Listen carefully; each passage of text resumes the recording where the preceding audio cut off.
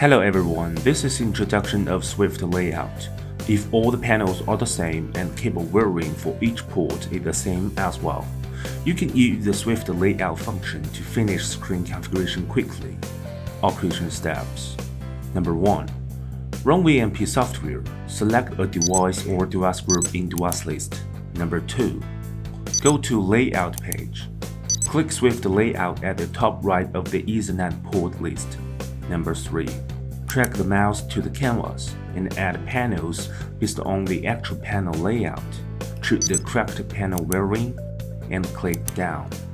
Then the screen will be configured perfectly.